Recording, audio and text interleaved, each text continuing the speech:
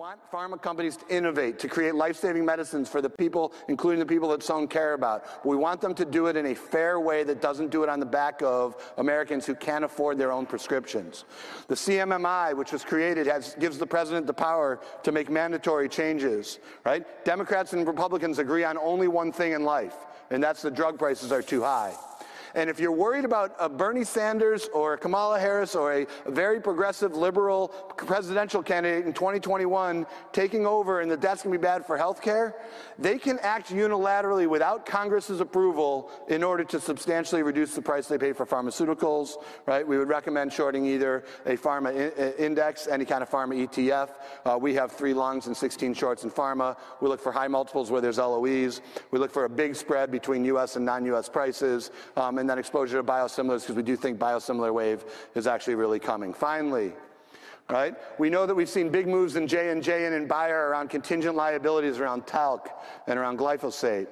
Right? What has been less talked about in the financial press but more talked about in the legal system is the impact of PFAS, right, to the companies that made it. Right? What is PFAS? It was invented as a forever chemical. It was designed around the Manhattan Project. It was originally used to survive anything, to survive a nuclear bomb. Why they call it forever? It's a half-life of nearly forever. It's very, very difficult to remediate. Right? We can see the quote, right? One of the seminal public health challenges for the next decades, that's from the US CDC. Right? What's it used for? Everything. It's got a lot of good uses, like most chemicals in innovation, right? Scotchgard and lots of good things that help in our lives, but unfortunately has some unintended health consequences that aren't good. Right? There's allegations against 3M from a variety of lawsuits. In red is what they knew. In yellow is what they suppressed. Right? You don't have to be Aaron Brockovich to realize that this is not a good fact pattern for a corporation that is being sued by multiple states and multiple individuals, and there are states which are trying to reduce sevenfold the national talked about level of acceptable PFAS in the drinking supply. We know that since 2015, 3M's number of lawsuits that they've been involved with went up 87-fold. We know that their accruals for environmental liabilities went up 8%. So yeah, they took a charge in the first quarter and said, oh, don't worry, it's ring-fenced. No, it's not.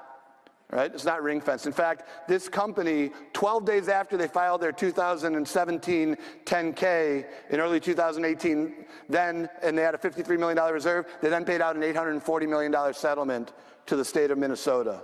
Let's not kid ourselves that this company is fully reserved. Right? It's more active if we track Google searches and increasing public focus. Right? It's up about 10 times, right, and doubling again. We know that representatives, like the Democrat representative in California, says we cannot and must not ignore the role of large corporations like 3M, and he says DuPont, but it's really Chemours. We'll talk about that in a second. Right? What are the filing ranges? We think that based on cases filed, 3M owes $4 to $6 billion, and if they have to remediate, the industry owes $47 to $330 billion. Yes, that's real math. No, that's not made up. How come it's so expensive? Because they're forever chemicals. Right?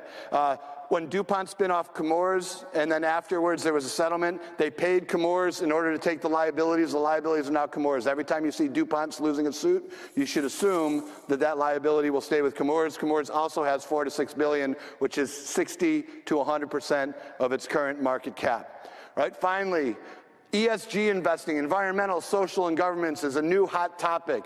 Who rates these things? There's rating agencies like Sustainalytics. What does Sustainalytics rate 3M? They give it its highest industrial rating. It's number 35 in the S&P 500.